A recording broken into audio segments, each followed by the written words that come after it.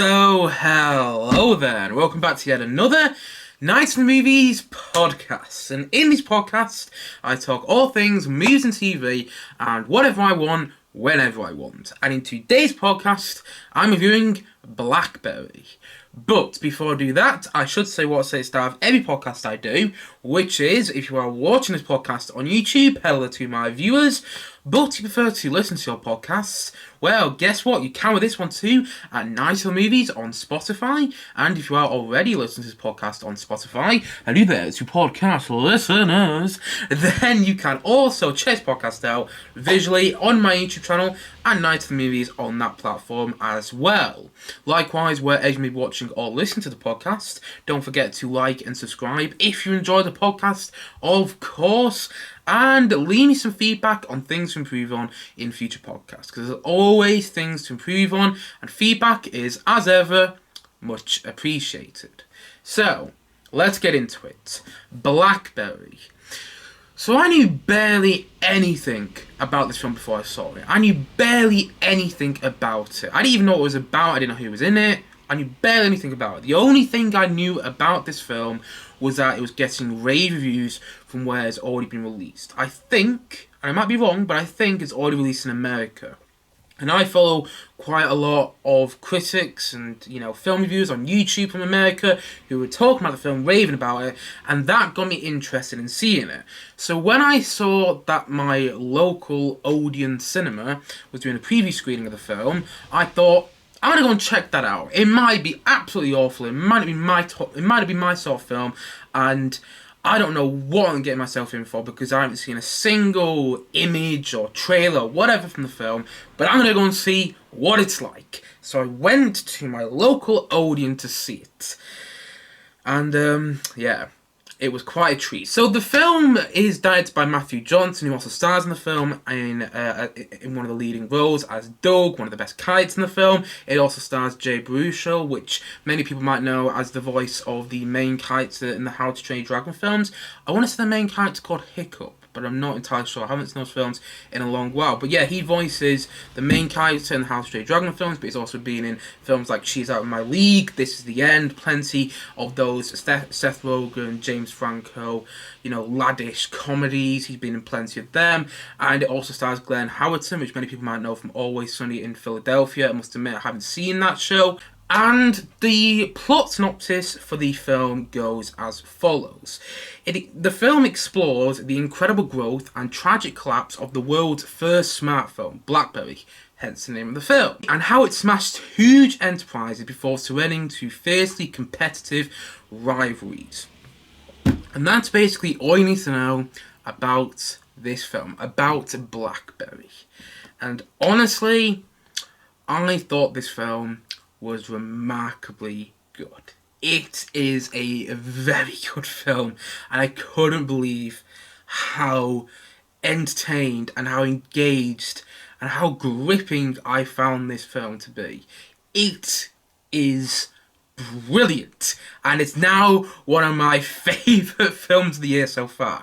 I'm not saying it is my favourite film of the year so far. For me, that's still Oppenheimer, but this film is so good. It is so entertaining to watch. It is so well written. It is so well directed, and I loved watching it in the cinema. It was great. I loved the way it looked. I loved that it looked like a film from the 80s. Oh, not even from the 80s, actually, from the 90s. It looked like a film from the 80s, although it's taken place in the early 2000s, actually, when I think about it. It's taken place in the early 2000s, and yet it looks like it's a film from that long ago, just the way it's shot. And I loved how it was shot in this documentary style, when it feels like it's catching the characters in these acts. It feels like it's catching them doing bad things, and I really loved the way it was shot, and I loved the way it was written, because even though it's got some very dramatic moments and some very emotional moments, and those emotional moments, the emotional beats hit so well, even though it's a very dramatic film at times, it's also absolutely hilarious. It's so funny. Like, there's one moment early on in the film, and this isn't really a spoiler, so don't worry about spoilers or anything like that, but there's one moment early on in the film, where the two main characters that we follow so far, was it Mike and Doug, they've come back from this meeting, and the meeting hasn't gone well. And they say to the other people in this office, these other geeks, because they're geeks as well, and they say to these other geeks, good news and bad news. Bad news, the meeting didn't go well. Good news, it's movie night tonight and we can watch Raiders of the Lost Ark. And I laughed my head off in the cinema at that moment because it just showed you how lovable these characters were. It made you really like these characters, and just there's so many funny moments like that where it's in the middle of this dramatic scene, or this dramatic scene has just happened, and then a moment or quite a few moments of comedy are thrown in there straight after, and you can't help but laugh. It's so well written, and the tone is balanced so well, and the performances and the casting is all on point. I must admit, Jay Baruchel, I'm not a huge fan of. I did like him voicing Hiccup. I'm pretty sure it's Hiccup in the How to Train Your Dragon films. I'm pretty sure that's the character's name that he voices. But whenever I see him in a live action film like This Is the End or Knocked Up, which he has supporting roles in, I don't really like him too much. He annoys me whenever he's on screen. And he annoyed me on screen in this film, but that made me like his character a lot more. I don't know why, but I think the casting of Jay Baruchel is, again, I don't know if, apologies if I mispronounced his name, but I think the casting of Jay Baruchel in this film is perfect, because I don't really like him as an actor, and therefore I didn't really like his character too much in this film. And yet, saying all that, I was watching him, and that was actually making me more interested in that character, because he's very quiet in the first 3/4 of the film, and it's so compelling though, because whenever he speaks, you're instantly drawn to him, and the character Doug is just great. The character Doug, played by Matthew Johnson, who also directed the film, did a splendid job directing, by the way. He's great, and yeah, I mean, all the characters are so entertaining to watch, and the film is so entertaining because you just get caught up in all of it. I mean, the film is about the first smartphone. It's about BlackBerry, which I have no interest in. I never bought a BlackBerry ever. I've never had a BlackBerry phone in my life. My first phone was very similar to a BlackBerry, but I've never had a BlackBerry. And I have no interest in how Blackberries came to be. I have no interest in what happened to that company whatsoever. And yet I was constantly riveted by this film. I couldn't keep my eyes away from the screen. That's how compelling and well written and gripping this film is. It even gets a bit intense towards the end. There are lots of moments when I was sitting there going, I don't know where this is going towards the end of the film. And again, it's a film about the growth and the collapse of the first smartphone, BlackBerry. It's a film about BlackBerry, and I have no interest about that. And yet I love this film. It reminded me a lot of The Social Network, the David Fincher film written by Aaron Sorkin, which is a film, The Social Network is all about the creation of Facebook. And that, on paper, sounds utterly boring, tedious, whatever you can think of to go with those two words. It sounds so bad. And yet you watch The Social Network, and it is so good.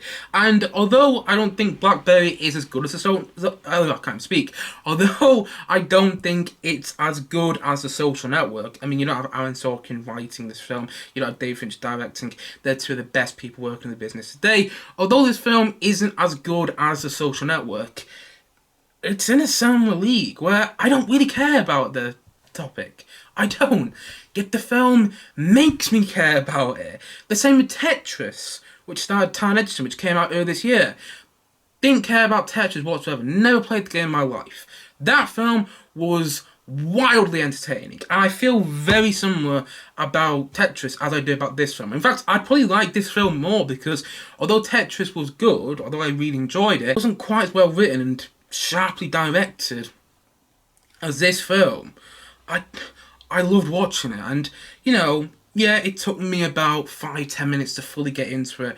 And yes, I would have liked to see a bit more of these characters' personal lives And there is a shift about halfway through the film which did catch me a little bit off guard. Like, it jumps forward in time, and then there's a tonal shift that did catch me a little bit off guard at first. Even though I have my little nitpicks of the film, I don't care, because I was swept up by this film. I found it compelling, engaging. I found the story engaging, the characters engaging, and I love this film because, yes, even though it's about a smartphone on paper, it's not really about the smartphone BlackBerry. It's not really about that. It's about greed. It's about power struggles, and it's about what creating an innovative creation can do to you, how it can affect you. And I know I said it before, but I'm going to say it again.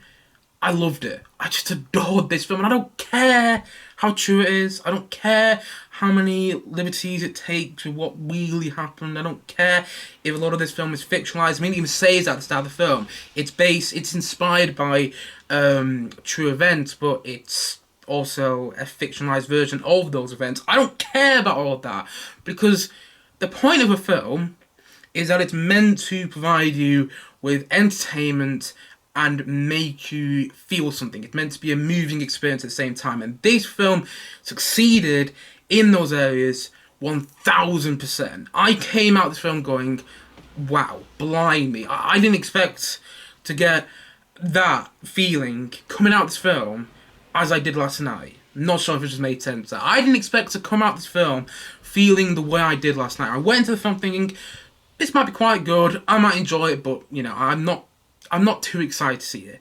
Came out going, that was brilliant.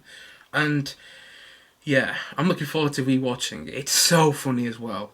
The comedy hits in all the correct places. And I've spoken about it before, I've gone to watch so many comedies in the cinema, and some I find funny. You know, last year, The Lost City with Channing Tatum and Sandra Bullock, I found that film funny to a degree. And there was another film this year which I found funny.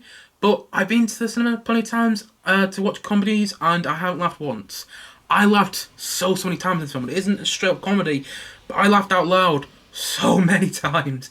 And yet, all the emotional beats hit well, all the dramatic beats hit well, all the characters are as interesting as each other, and it's such a good film. Yes, it's a film about a smartphone. Yes, it is. But it's not about that at the same time. And I had no interest in the story behind BlackBerry before seeing this film. In fact, I didn't even know what this film was about. And I came out of this film going, wow, that was brilliant. I didn't care about the story. And yet I loved this film. And so, all in all, I'm going to the BlackBerry. I'm going to say it's an 8.7 out of 10. Honestly, I just absolutely loved this film, which is why I'm giving it an 8.7 out of 10. I didn't think it was spectacular, which is why I'm not giving it a 9 out of 10. But saying that, oh God, I couldn't believe how entertaining and enjoyable it was to watch. And it just flew by as well. The film was almost 2 hours. It might be 2 hours, I'm not even sure the one time, but it felt like 2 hours. And I wouldn't cut a single scene out of this film. It flew by in terms of runtime. And all the characters, I know I said before, but I'm going to say it again, are so entertaining. And everybody's perfectly cast. And it is one of the films of 2023. Like, I think this film might have come out in America last year. And I'm a bit annoyed it took us so long to come out because, yeah, I loved it. I really, really loved it. And I was lucky to see it at a preview screening. You know, by the time this podcast has come out and it's up on YouTube, the film might already be out. You know, the film releases on the 6th of October.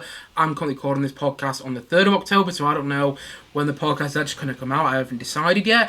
But by the time this podcast has come out, the film might already be out in the cinemas. And if it is out in cinemas in the UK, please check it out, because I think you'll be really entertained by it, especially if you have seen Tetris earlier this year and you really liked that, or even if you saw The Social Network, 13 years ago. That film is 13 years old, by the way. Even if you saw The Social Network, as well, and you really like The Social Network, I would definitely recommend this film. It's in a similar sort of family. It's similar, where it's a film about something that shouldn't be interesting, and yet they make it interesting. The filmmakers and the writers and everybody behind this film and everybody on camera makes this film interesting. And it shouldn't be.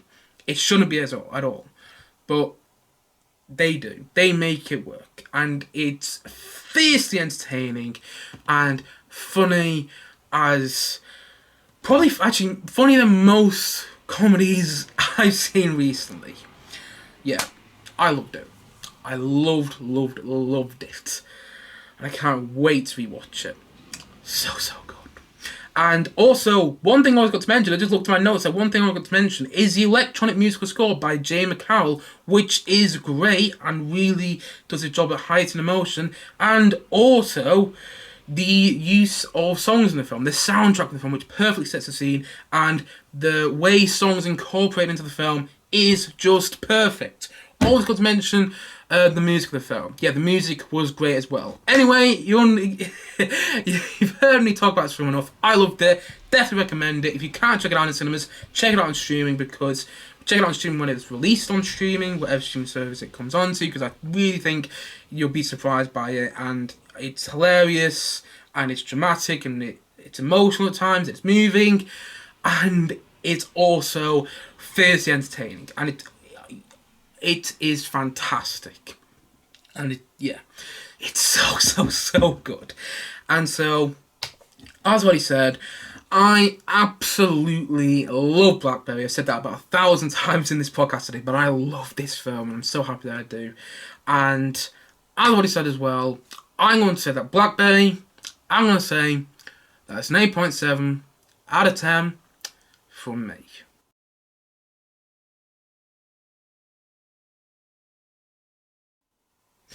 Anyway guys, that is it for this podcast for today. Sorry that I rambled on a bit, but when I like a film, that's what I do. I just get so into talking about what I liked about it. And so yeah, sorry I rambled on a bit, but yeah, I was just really happy to come out of a film recently and go, that was great, because I haven't had that so much coming out the cinema recently. And if you have seen BlackBerry, please let me know your thoughts on the film in the comment section below. Maybe you hated it and you're the complete opposite to me, and if you did, that's completely fine. Let me know why in the comment section below. But if you are similar to me and you did really like the film, then please let me know why in the comment section below as well. And if you haven't yet, please look it down below and like, subscribe on this podcast, and look forward to many more podcasts coming very soon on this channel. Thank you as always for watching or listening to this podcast, and I suppose this is it. So I will see you guys again soon. But bye for now. Bye.